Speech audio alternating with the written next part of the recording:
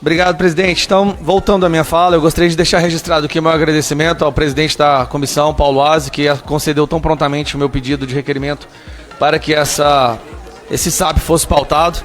Registrar também o meu agradecimento ao relator, excelentíssimo deputado Zé Haroldo, por um relatório técnico, sem viés, realmente apenas defendendo prerrogativas parlamentares que há tanto tempo vêm sendo agredidas, né, deterioradas, pulverizadas. E eu gostaria de pedir desculpas, mas eu quero pedir desculpas pelo fato de ter usado uma sessão da comissão mais importante dessa casa para pautar algo que em uma situação normal, em um Brasil onde a Constituição fosse respeitada, o devido processo legal e principalmente as prerrogativas dos parlamentares fossem respeitadas, jamais deveria ter acontecido. O uso de uma sessão da Comissão de Constituição e Justiça, a mais importante comissão dessa casa, para defender algo que nem sequer deveria jamais ser defendido, deveria ser algo consolidado. Pelo menos está na nossa Constituição, e assim é a interpretação quando algo está escrito na Constituição.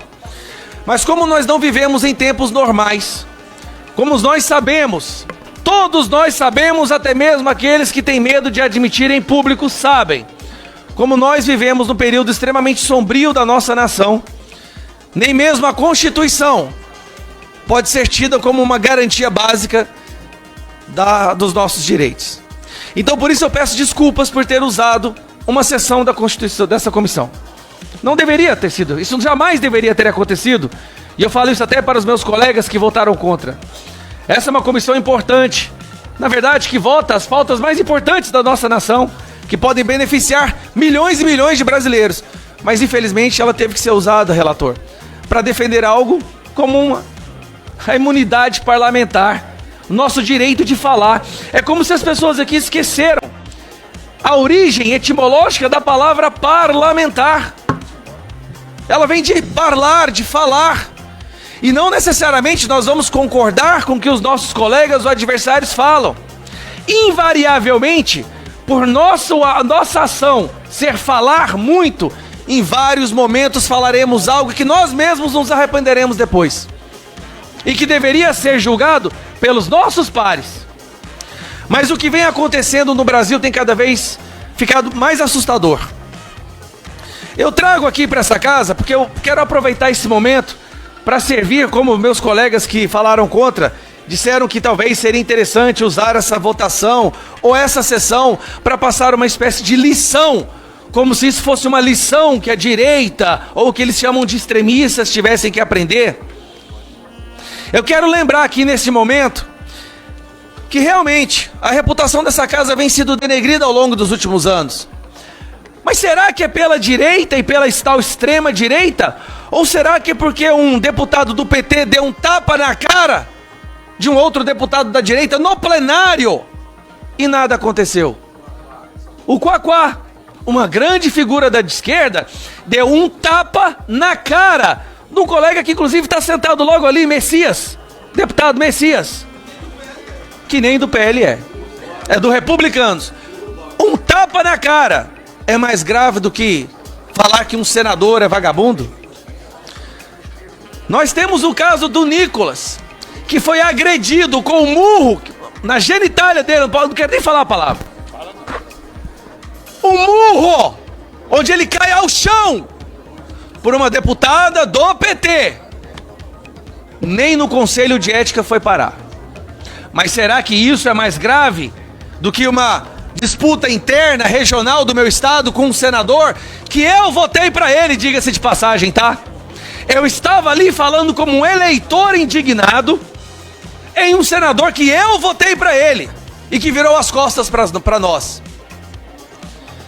Ou será que é mais caro do que um deputado do PSOL que expulsa um cidadão brasileiro de dentro dessa casa a chute? Mas de acordo com os discursos dos nossos colegas adversários, a extrema direita é o problema, e por causa dessa direita que fala, mas não dá tapa na cara, não dá murro no saco, não dá chute, nem tiro, não cospe, não faz rachadinha, nem esfaqueia ninguém, nós somos o problema. Curioso, eu tenho aqui gráficos que nós fizemos uma análise junto com os advogados desta casa. E curiosamente, há 61 ações penais processos no STF contra deputados federais que não são ostensivos, relator. São aqueles processos abertos ao público, certo? Há 61. Sabe quantos desses processos são por palavras? 41. 41 deputados federais estão sendo processados no STF por palavras. É como se não houvesse mais rachadinha, corrupção. Ah, digo mais, dentre esses, não tem nenhum sendo processado por dar tapa na cara de deputado, dar murro no saco do outro, expulsar um cidadão a chute daqui, cuspir. Não, não há. São apenas palavras. Aí eu digo, que caminho vai tomar a nossa democracia se aos poucos forem diminuindo o que é permitido falar?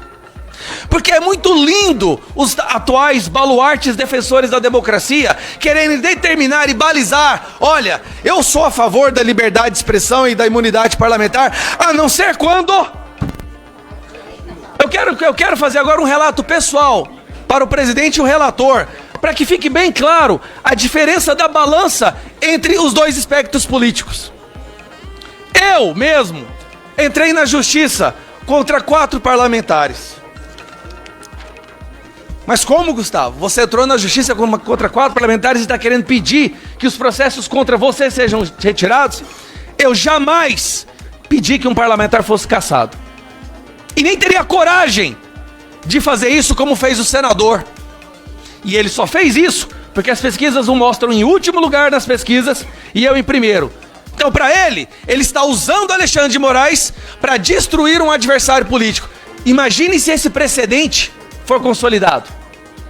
Todos nós aqui seremos alvos se o seu adversário tiver um amigo no STF, seu mandato já era. Vamos lá, eu entrei contra 4 parlamentares. Os 4 parlamentares que eu entrei contra no STF, na justiça, me chamam de assassino.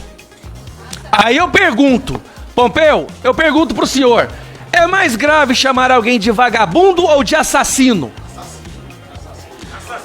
Porque eu fui chamado de assassino por praticamente todo o PT e todo o PSOL.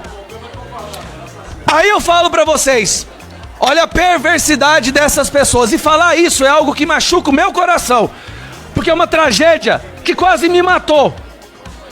Quando eu tinha 19 anos, eu sofri um acidente de carro, no qual estava meu melhor amigo, meu irmão. Irmão! O nome do meu filho tem Sander em homenagem ao meu amigo que morreu. Eu não estava bêbado, ninguém ficou tetraplégico, como eles gostam de falar. Eu fiquei 1 ano em depressão dentro do meu quarto, chegando a pesar 45 quilos, prestes a morrer. Eles descobriram isso. E agora, toda discussão, a esquerda, o PT e o PSOL me chama de assassino em todos os lugares. Inclusive, hoje vai ser julgado o líder do PT no Conselho de Ética, o Lindenberg Faria, por ter me chamado de assassino. Janones, um cara que admitiu fazer rachadinha, me chama de assassino. E eu vou te dizer uma coisa, eu nem entro contra todos eles. Eu tô aqui do lado do meu advogado que é testemunha. Eu nem entro, sabe por quê? No começo eu falava, eu vou entrar contra todos. Mas aí eu pensei, cara, eu quero defender a liberdade de expressão. Se eles querem me chamar de assassino, então que chamem. Não tem problema. Quando a gente é atacado por pessoas como o PT e o PSOL, quer dizer que você está fazendo algo muito bem. Você está fazendo algo muito certo. Mas eu jamais teria coragem de pedir prisão ou perda de mandato por uma desavença, uma troca de palavras ofensivas ou ácidas. Jamais. Só que o que nós estamos vendo hoje no STF é isso. Eles vão derrubar um por um, começando da direita. E não se enganem, a todos que são do centro.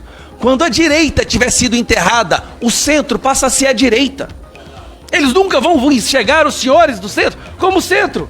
Porque se os senhores estão à direita dos amigos do consórcio, os senhores são direita. Não se enganem, há poucos anos atrás, Alckmin era chamado por Lula de fascista e nazista. Alckmin, que hoje é o vice-presidente.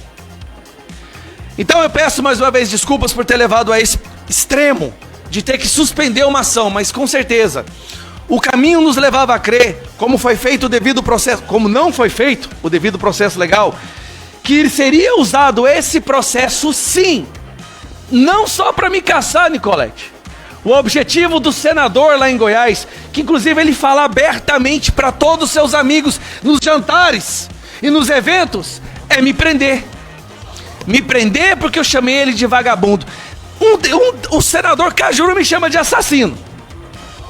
Mas ele quer que eu seja preso por chamar ele de vagabundo. Para concluir então, presidente, eu fico meio exaltado porque nós podemos evitar a abertura de um precedente terrível. Um precedente talvez pior que o caso do Daniel Silveira.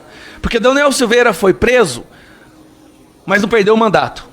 Agora imaginem os senhores e as senhoras aqui, perdendo o mandato porque teve uma desavença. Não se engane, se você estiver tendo uma discussão com alguém do PT, ele te chamar de pedófilo e você falar, seu bobo, você perde o mandato. E ele é promovido dentro do partido. Ele é perigoso pegar o ministério. As armas estão muito diferentes. Nós estamos num nível muito fora do equilíbrio, desbalanceado. Bom, que não seja aberto esse precedente, que a gente possa então finalmente resgatar o Congresso, porque é isso que eu quero falar aqui agora para concluir. Nós estamos evitando reagir contra essas investidas do STF, sempre na esperança ingênua de que em algum momento as coisas serão pacificadas e os poderes voltarão a se tratar com respeito. Estamos desde 2019 esperando que esse milagre aconteça. Não vamos revidar, não vamos avançar, eles vão voltar atrás, eles vão voltar a pacificar. Nós estamos a cada vez mais perdendo mais e mais as nossas prerrogativas. Muitas vezes eu me pergunto se compensa sair de nossas casas, de nossos estados para vir para cá, votar alguma coisa, sendo que se a gente vota é aprovado e uma canetada é derrubada lá. Eu sei que eu sou alvo do STF, eu sei, eu sou um dos principais alvos porque eu não me calo. Porque eu insisto em falar, mas está ficando cada vez menos pessoas falando, e quanto menos falam, maiores os nossos alvos. Então eu convoco todos os deputados, inclusive do centro, voltem a falar, voltem a defender o que é sagrado para nós, representantes eleitos, voltem a agir com coragem, porque muitas vezes parece que muitos se acovardaram. Então eu sou alvo, eu entrego minha vida. Se eu tiver que perder meu mandato, se eu tiver que ser preso, eu vou de cabeça erguida e meus filhos saberão que eu estou de cabeça erguida. E é a opinião deles que me importam. Não é a opinião da imprensa, do PT, do PSOL. É a opinião daqueles que convivem comigo, os quais eu amo. E para eles eu sei que eu estou fazendo a coisa certa. Então, para encerrar, presidente, mais uma vez dizendo para encerrar, né, eu quero agradecer ao relator, à presidência. E se realmente algum lado daqui tem que começar a se comportar como pessoas civilizadas, não somos nós. Nós simplesmente somos reativos. A gente reage quando eles nos ofendem. E aí quando nós reagimos, parece que a nossa reação é o problema e não a ação que originou a reação. É isso que eu tinha para falar, presidente. Obrigado.